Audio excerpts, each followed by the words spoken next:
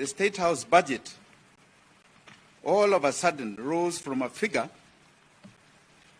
of 529 in the previous statement, in the previous Gazette notice, to a figure of 12 trillion in the second notice, 12 billion.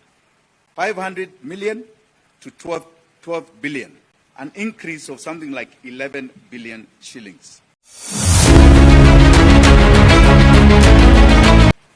This completely undermines public trust. The evidence is glaring.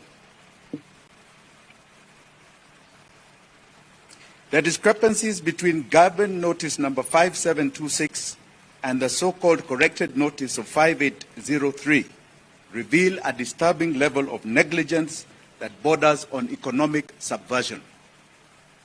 Firstly, there was a schoolboy error.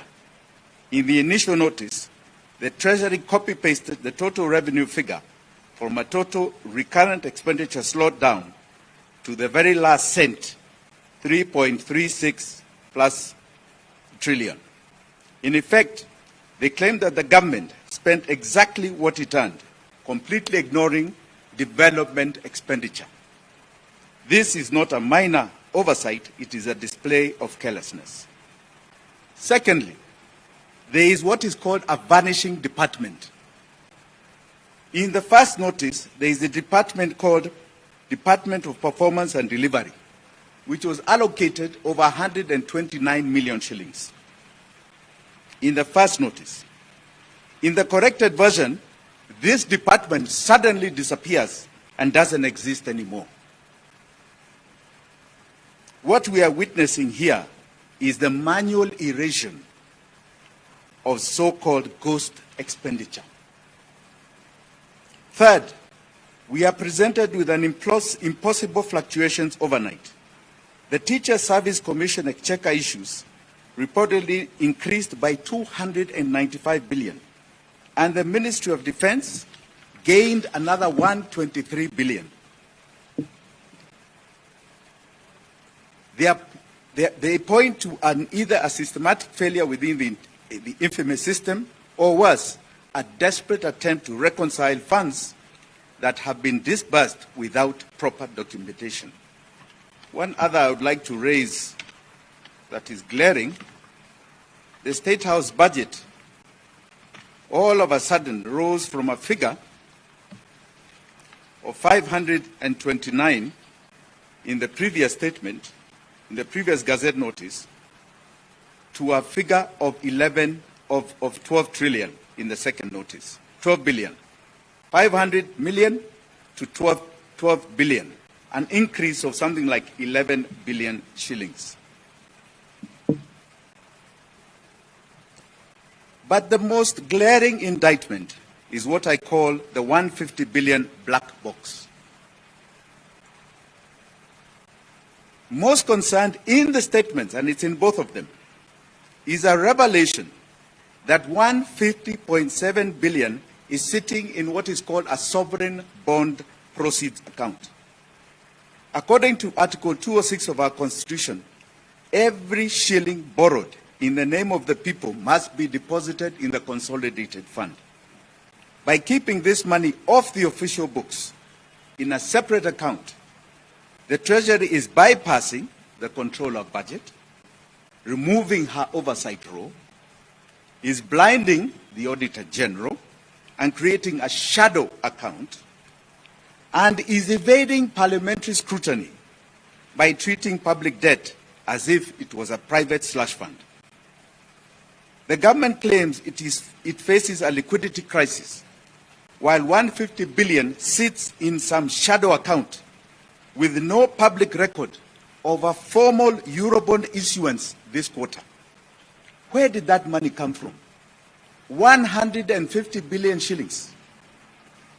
Or is it just a figure to plug some loophole, some loss, some theft somewhere? We demand, as wonderful law-abiding Kenyans, that the National Treasury must operate above the law. We demand the following: from the CS John Bandi. Number one, disclose the exact account holding the 150.7 billion, as stated in your Gazette notice. Which account is this that Kenyans do not, that Parliament did? What money is in billion doing domicile? A bank statement that we know nothing. Open the published certificate account of inception March. Follow the interest. Account for every cent of interest earned on these billions while they remained outside the consolidated fund. Where is this account? Is it earning interest? Including identifying who is benefiting from this interest. Immediately freeze. That means instruct the controller and auditor, controller of budget and the Auditor General to freeze this account immediately, until it is brought under legal compliance. Kenyans bear the weight of public debt, and we will not allow the proceeds of debt to be hidden in some financial black box.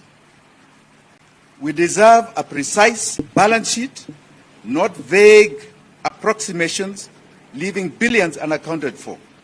The era of shadow banking and misrepresentation of our statement of accounts by the Treasury must come to an end. Asanteni sana.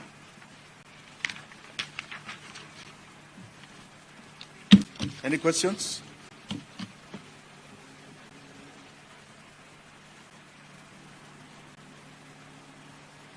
No questions? Any clarifications?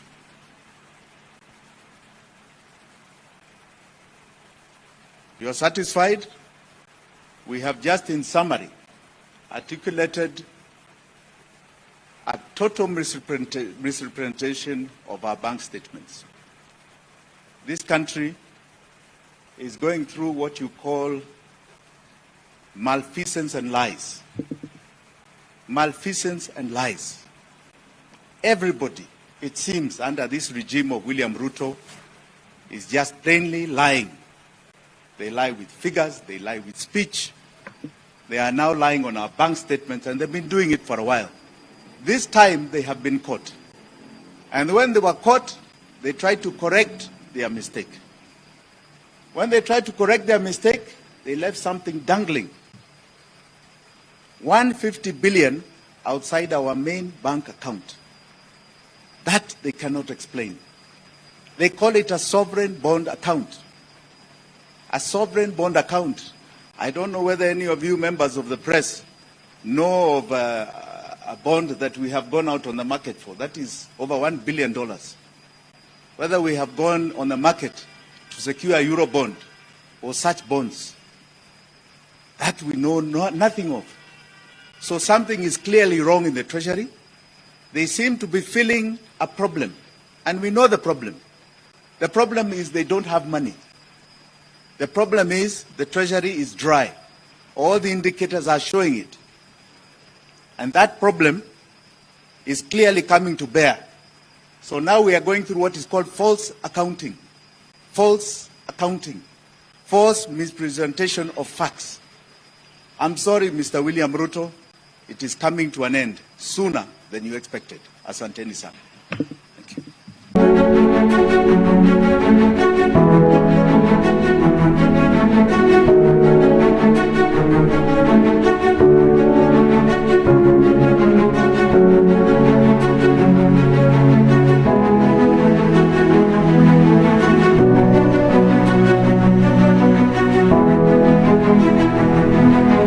And with that, guys, thank you for choosing Kenya Political Brief as our primary news platform, more so on politics.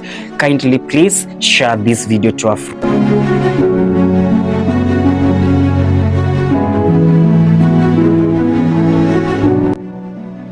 If politics is your passion, this is the place you really wish to be. Kindly subscribe. Bye bye.